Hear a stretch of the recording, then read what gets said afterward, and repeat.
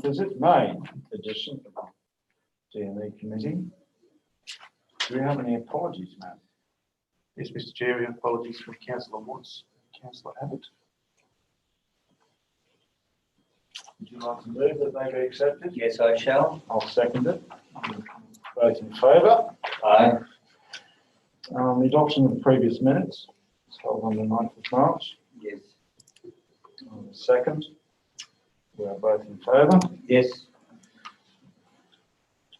Are there any declarations of interest? No. No. Any public participation?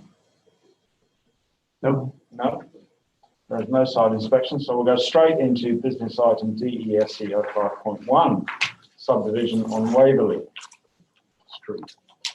Thank you, Mr. Chair. So this application, DA2 of 2021, it's for a dual occupancy, including a manufactured dwelling and a Torrens title subdivision of one lot into two at 70 Waverley Street in Scone. This application was received on the 29th of January. It's being reported to the D&E committee because we've received one submission objecting or raising concerns with the proposed development. The proposal, as I said, involves construction of a manufactured home to the rear of an existing dwelling at 70 Waverley Street, which will result in dual occupancy development. And then once that, it will be once the manufactured dwelling is constructed, the land will then be subdivided into two blocks. So if we turn to the plans, the best way to look at this is the plans, page 24. 29 is probably clearer. Yeah, it's got a colour, I think, 29. You said existing house at the front, Waverley Street, proposed driveway down the side, and then the manufactured dwelling at the back. So it's quite a large block. The manufactured dwelling is set back off the side and rear boundaries, which helps, I guess, address things like overlooking and privacy impacts. That's right. It's a single story building. The proposed lots will end up with lot sizes of 447 square metres and 564 or 565 square metres. So the minimum lot size normally in the R1 zone is 600.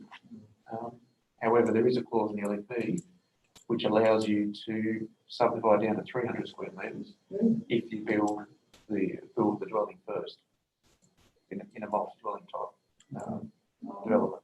So, because at the end of the day, there's not much difference between strata or torrents in terms of impacts. So the LEP does allow that to occur. Matt, on page 28, the turning circle getting vehicles out, that's quite adequate. Yes, well, it's something I raised when I did look at the application, and they have submitted that plan showing the turning area for the vehicles. It is tight. It looks like it's, I guess, a 3-point turn for that rear block, but I guess it does work. I mean, you wouldn't want vehicles reversing all the way down the driveway. You do need that space for vehicles to turn, but it is a very tight turn. Yes. So as I said before, we received one submission. The issues raised in the submission were, some of the issues were potential for increase in noise, increase in the number of visitors to the property, reduction blocking of natural breeze flow, potential for overshadowing, proposal not being consistent with existing street design, and impacts on property value. We've addressed each of those issues on page 2 of the agenda. And we feel that those issues have been satisfactorily addressed in the proposal. We feel that the impact won't be too significant. So the recommendation is for approval of the application subject to the conditions of consent. Matt, just back on that. So in other words, for you to get that vehicle out, you have to do that 3-point turn to go back. Is that right? That's correct. Is there any other way around that building line? Is that area?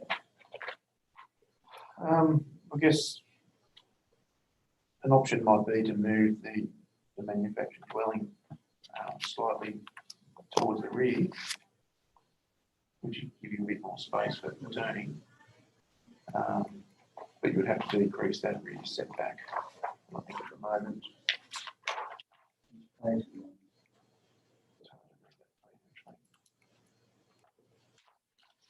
Is that in many areas, and I've been guilty of myself, we always end back into something. And I just wondered whether it was a little, if that could be enlarged. Is it possible or is it feasible? Well, I think the way it is at the moment, there's probably little to no opportunity to enlarge it to because of where the house is placed. You'd have to actually move the dwelling slightly. And I guess probably if you move move the the dwelling. dwelling, how much more room would you get? That's what I'm saying. Is it feasible? I think you'd be moved, the other option would be to move that boundary that separates the two further to the front of the road. So you would shorten up the boundary on the front block and lengthen the boundary on the back block. And that would possibly be a larger chamfer. See where that 45-degree chamfer cuts across? Yes. You could move that further up and allow it to turn maybe in one manoeuvre. But you'd be cutting the area off that front block to do that. Yes, you could shorten that up a bit. I don't know if there's a lot of expansion done. Well, I suppose in the overall picture of they back the car out, bang into the post, and they repair it. Indeed. Look, I think the bottom line is it's permissible. Right. So, I mean, there might be opportunity to move that boundary. Yeah, we just But- shrinking that not even further. Yeah.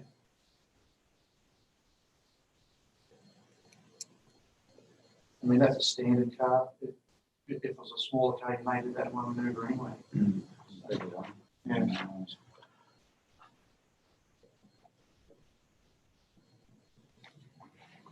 Look, I don't have any objection to it. I just wonder if that is feasible. I'm saying feasible. I would like to see it done, but I don't. If it's not really feasible, then I don't have any objection to the actual development. I think to answer your question, Councillor, you're not going to eradicate a reverse manoeuvre. You may eradicate a three-point turn by making it larger, but you're still going to have a reverse manoeuvre because if you're parking in front, you're still going to reverse out of that car or anyway. Yeah. So, Yeah, I accept that. I guess and say the three-point thing is sort of a little bit more difficult, especially if it's raining, something like that. So, Well, any other comment? no, that's my only comment. I don't really have much comment on. It's a particularly good idea, but it's permissible, so I'm happy to make it. Yeah, look, I'll second, but I just like that comment made, and if it's possible, then I certainly wouldn't hold up the development because of that. Carried. Council questions? Do you have any questions for the board?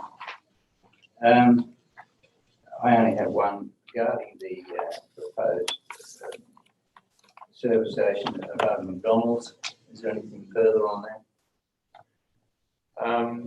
We have had a Section 34 conference, which we've reached an agreement on that. And I'm just waiting for the final judgment to be handed down by the court.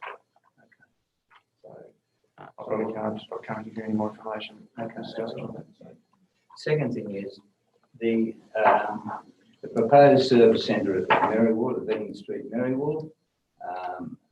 It does certainly, or the owner certainly does not be looking after that block. It's just overgrown. I think the council has been mowing the footpath because that really is the access coming up from any visitors or coming up from the caravan park up to Main Street, which is what we want. However, what's the story on that? They've got 5 years to do something with it, is my understanding. That's correct. So they've got 5 years to act on a development consent to physically commence. We don't really have much control over. Can we ask that? The other thing is, of course, the old dwelling, which was Coorie's place, is falling down. The fence is falling in. It's pretty untidy on our main street. What can we do? Yeah, so if there's concerns about the overgrown nature of the property, Yes. harbouring vermin and those sort of things, we can look into that. We can investigate that. Can you? Or if there's public health or safety concerns, we can certainly investigate those. What about the old the other house that they purchased, which is alongside that old service centre, which is bad. It's a bad site when we come to town. However, we can't force them to do anything about that. We can ask them to tidy it up. Sure. Can we do that? I mean, the fence is sort of starting to fall in, on the dwelling that they purchased in this lot. Yeah, so there's only certain things that we can actually get involved with. If it's posing a risk to public health or safety, or if it's harbouring vermin, those sorts of things, we can get involved. But generally, when you're dealing with something that's unsightly or whatever, it's not straightforward. It is, our powers are limited. But we'll always quick see email see what we can do. A quick email to the developer. I'm sure you were sent those before. We're having comment. Yeah, we can. Yeah. Could you? Yeah. Look, it really is a bit of an eyesore when you turn that corner. It's the first thing you see,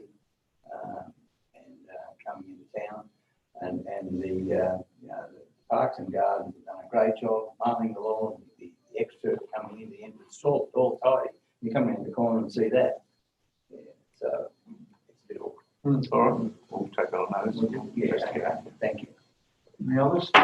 No. No, right, that's it. Thank you all very much.